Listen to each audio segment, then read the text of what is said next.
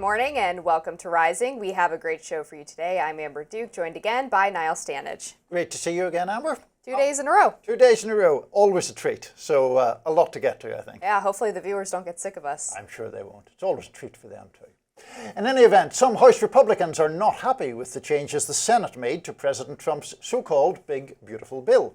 In fact, two are already threatening to vote against a chamber-wide procedural rule, a move that could put the goal of passing the bill by July 4th in jeopardy. While the House Rules Committee did pass their procedural rules 7-6 very early this morning, now the entire chamber must adopt it. Here's Republican Congressman Ralph Norman railing against the Senate's version of the bill yesterday. What the Senate did is unconscionable. What they did to our bill was unconscionable. It is my hope we'll go back to the drawing table and get very close to what we sent the Senate, because instead of each individual senator getting a goodie bag and sacrificing the health of this country is an abomination to, again, the founders and the 56 signers of the Declaration of Independence. Norman, alongside House Freedom Caucus Chair Andy Harris, said they'd vote against the procedural rule, which sets the stage for debating the bill. Harris and Norman say they need to fix some of the deficit issues before they vote in favor. Republicans can only afford to lose 3 votes if they want to clear the procedural hurdle. Here's what Speaker Johnson had to say yesterday. As the president said, it's his bill. It's not a House bill. It's not a Senate bill. It's the American people's bill. And my objective and my responsibility is to get that bill over the line. So we will do everything possible to do that. Democrats, meanwhile, are doing what they can to voice what they say are the dangers of this bill. Let's listen. The Democratic response is just one word: why? Why would anyone vote for a bill that kicks 17 million Americans off their health care? We're just going to try to get the message out to the country about what's in this monstrosity of a bill.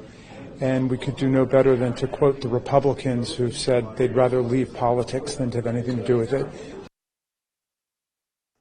So obviously a lot of the attention naturally on the Republican divisions here, Amber. The math is very narrow, as we said there.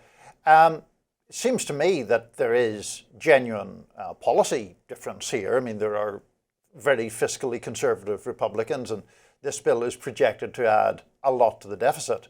On the other hand, obviously President Trump has a very strong grip on the GOP, and I think it would be fair to say stronger in this term than during his first term.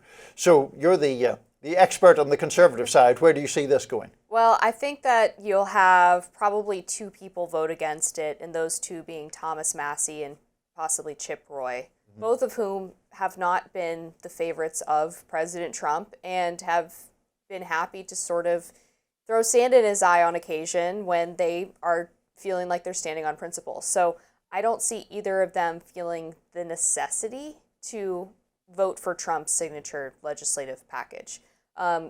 Marjorie Taylor Greene, on the other hand, has also expressed misgivings about the Senate's version of the bill. Do I see her being the vote that tanks the big, beautiful bill? No, I do not. Because you think that she would be too reluctant to get crosswise with Trump, Correct. Basically. Yeah.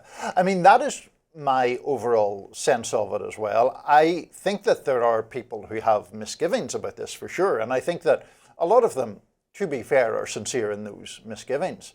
And I think that I would include Green in that category, and there are a number of others who have, particularly the kind of House Freedom Caucus type people, who seem to have some doubts about this.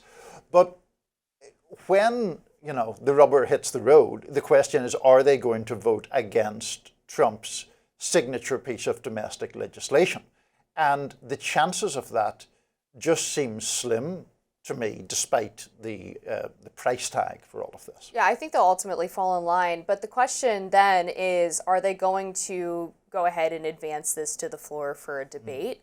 Or are they going to try to either amend this thing and send it back to the Senate or start from scratch? Those are all, I think, legitimate possibilities at this point. Will they get it passed by Friday? It doesn't seem likely if they have this many members of the House raising objections. Even the ones who will probably ultimately vote for it, like Ralph Norman, like Andy Harris, are going to want to at least make their objections heard publicly and loudly and force the other members of their party to either offer something in return, like they did to Lisa Murkowski in the Senate, frankly, or just to tell them we hear you. That was a good old-fashioned buy-off of Murkowski in the Senate, Crazy. really. Some of those measures were kind of wild. There was something for whalers in Alaska, I think, was one of the special measures intended to buy her support successfully. And she avoided the Medicaid cuts because they cited non-contiguous U.S. states are not subject to the rollback of the Biden-era expansion. Very, very handy rollout there. President Trump makes a visit to the brand new detention center dubbed I'll get this right, yes, dubbed Alligator Alcatraz. His snarky advice for future residents of the deportation facility coming up next.